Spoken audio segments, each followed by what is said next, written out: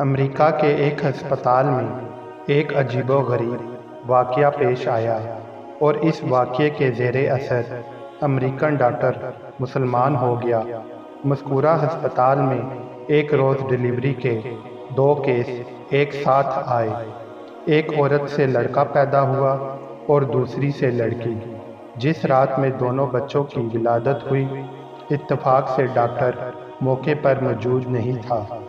دونوں بچوں کی کلائی میں وہ پٹی بھی نہیں بندھی ہوئی تھی جس پر بچے کی ماں کا نام لکھا ہوتا ہے، تو نتیجہ یہ ہوا کہ دونوں بچے آپس میں مکس ہو گئے اور ڈاکٹروں کے لیے یہ شناخت کرنا مشکل ہو گیا کہ کس عورت کا کون سا بچہ ہے، حالانکہ ان میں سے ایک لڑکی تھی اور دوسرا لڑکا۔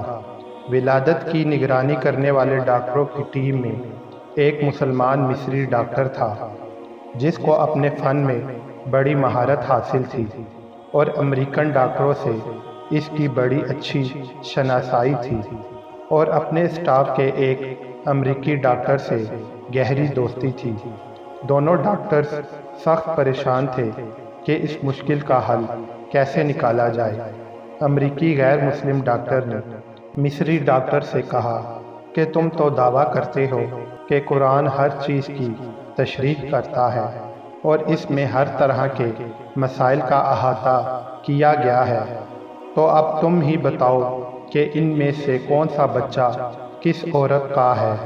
مصری ڈاکٹر نے کہا کہ ہاں، قرآن حکیم بے شک ہر معاملے میں نص ہے اور میں اسے آپ کو ثابت کر کے دکھاؤں گا، مگر مجھے ذرا موقع دیجیے کہ میں خود پہلے اس معاملے میں اطمینان حاصل کر لوں۔ چنانچہ مصری ڈاکٹر نے باقاعدہ طور پر اس مقصد کے لیے مصر کا سفر کیا اور جامعہ الازہر کے بعض شیوخ سے اس مسئلے پہ استفسار کیا اور امریکن دوست ڈاکٹر کے ساتھ کی گئی اپنی بات چیت کی رودات بھی پیش کی۔ الازہری عالم نے جواب دیا کہ مجھے طبی معاملات و مسائل میں ادراک حاصل نہیں ہے، البتہ میں قرآن کی ایک آیت پڑھتا ہوں، آپ اس پر غور و فکر کریں، اللہ تعالیٰ نے چاہا تو آپ کو اس مسئلے کا حل اس میں مل جائے گا۔ چنانچہ اس عالم نے درج ذیل آیت پڑھ کر سنائی۔ ترجمہ: مرد کا حصہ 2 عورتوں کے برابر ہے، النساء آیت نمبر 11۔ مصری ڈاکٹر نے اس آیت میں غور و تدبر شروع کر دیا اور گہرائی میں جانے پر اسے اس مشکل کا حل بالآخر مل ہی گیا۔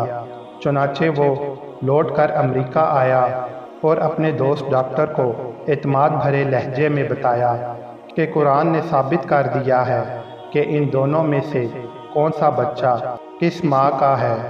امریکن ڈاکٹر نے بڑی حیرت سے پوچھا کہ یہ کس طرح ممکن ہے۔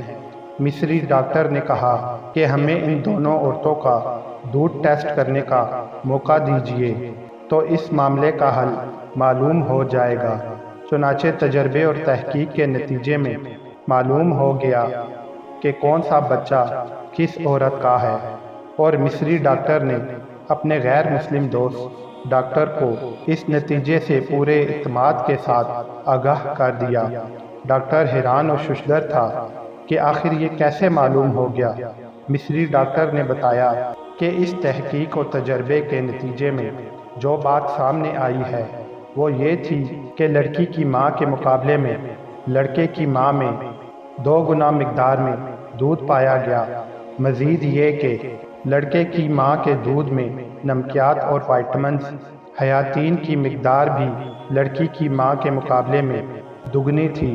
پھر مصری ڈاکٹر نے امریکن ڈاکٹر کے سامنے قرآن کریم کی وہ متعلقہ آیت تلاوت کی، مرد کا حصہ 2 عورتوں کے برابر ہے، جس کے ذریعے اس نے مشکل کا حل تلاش کیا، جس مسئلے کا حل کرنے میں دونوں ڈاکٹر بہت پریشان تھے۔ چنانچہ وہ امریکی ڈاکٹر فوراً ایمان لے آیا اور مسلمان ہو گیا۔ سبحان اللہ۔